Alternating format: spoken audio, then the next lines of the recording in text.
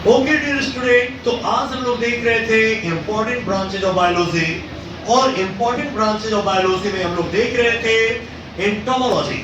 और एंटोमोलॉजी में आज बतलाया गया कि इंसेक्ट्स के बारे में। तो इंसेक्ट्स के बारे में बतलाया गया कि इंसेक्ट्स को हम लोग स्टडी करने के लिए दो पार्ट में बांट दिए, यूजफुल इंसेक्ट्स और हार्मफुल इंसेक्ट्स।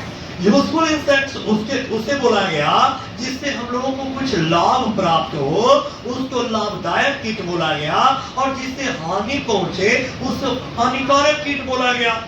तो जिसमें लाभदायक कीट यानी यूजफुल इंसेक्ट्स में आज हम लोग सबसे पहले पढ़ लिए हनी बी के बारे में। तो हनी बी के बारे में जैसा कि आप बोर्ड पर देख पा रहे हैं, तो हनी बी के बारे में बतला दिया गया कि हनी बी का 3 प्रजाति होता है, मेलिपोना, ट्राइडोना, एपिस। मेलिपोना यूएसए में ज्यादा पाया जाता, ट्राइडोना साउथ अमेरिका, एपिस इंडिया। तो इसी एपिस वर्ड से रिलेटेड आपको हनी बी का पूरा कहानी क्लियर किया गया। जैसा कि यहाँ पर दिख रहा होगा कि हनी बी को स्टडी एपियोलॉजी बोला जाता है। और हनी बी का पालन करना यानी cultivation of honey bee called apiculture and the place where bees are kept, that place called apiary, यानी वैसी जगह जहां पर मधुमक्खी का पालन करने के लिए रखा जाता हो उसको एपियरी बोला जाता है। और उसी एपिस वर्ड से रिलेटेड मधुमक्खी का वैज्ञानिक नाम बोला गया एपिस मेलिफेरा। तो उसके बाद आपको कहानी बताया गया कि मधुमक्खी का 3 प्रजाति तो होता है और 3 जाति भी होता है, जैसा कि यहाँ पर दिख रहा है क्वीन ड्रोन वर्कर। तो आपको ये जानकारी है कि हनी बी जो है ना वो फ्लावर के जूसी मटेरियल पर डिपेंडेंट होता है। और फ्लावर का पता जो है वो वर्कर के द्वारा लगाया जाता, और वर्कर जो है वो बुलाने चलाया ड्रोन को, और ड्रोन डांस करते हुए फ्लावर की तरफ जाता है। लेकिन जब फ्लावर से दूर होता है तो राउंड डांस करेगा, और जैसे ही नजदीक पहुंचता है वो रीगल डांस करता है। रीगल डांस बोले तो एक फुटबॉल प्लेयर की तरह, जैसा कि फुटबॉल प्लेयर अपने मैदान में उसका मोशन जो है वो रैंडम मोशन होता है, एक फिक्स मोशन नहीं होता, उसी तरीके से डांस जो है वो ड्रोन का बताया जा रहा है, रीगल डांस।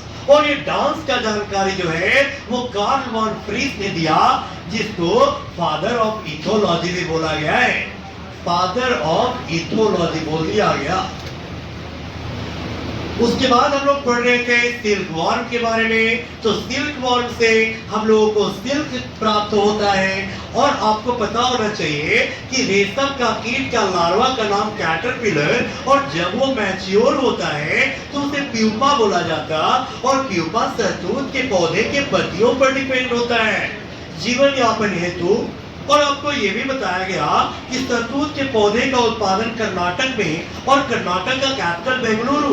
और इससे एक एडिशनल फैक्ट ये भी बताया गया कि बेंगलुरु में सबसे ज्यादा मैक्सिमम प्रोडक्शन सिलिकॉन का होता है, इसलिए बेंगलुरु को सिलिकॉन वैली के नाम से जाना गया। जैसे पूरे वर्ल्ड में यूएसए में आपका एक राज्य है कैलिफोर्निया, जिसमें एक जगह है, एक शहर है सैन फ्रांसिस्को। क्या बोला जा रहा है? तो उसको सिलिकॉन वैली के नाम से जाना गया है। क्या नाम से जाना गया है?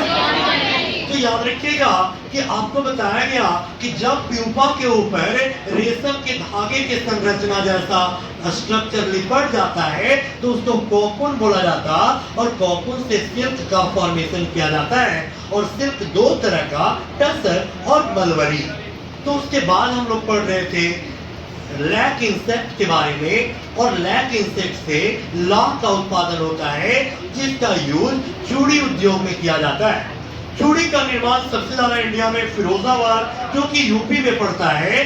और याद रखिएगा कि लाख का उत्पादन इंडिया में सबसे ज्यादा झारखंड राज्य, जिसकी राजधानी रांची, और रांची में एक जगह है नामकुम, जहां पर national lab research and training institute स्थापित किया गया। और तो और याद रखिएगा कि लाख का लास्ट में वैज्ञानिक नाम बताया गया केविया लैका। क्या बोला गया है? और अभी अभी आपको बता रहे थे यहाँ पर कि शहतूत के पौधे का उत्पादन कहलाता है मोरिकल्चर। क्या कहलाता है? तो इसीलिए सिल्क वॉर्म का जूलॉजिकल नेम है बॉम्बिक्स मोरी। क्या बोला गया? तो मधुमक्खी का एपिस मेलिफेरा, है ना, सिल्क वर्म का बॉम्बिक्स मोरी और लैक इंसेक्ट का एरियल लैक्टा। It's over now.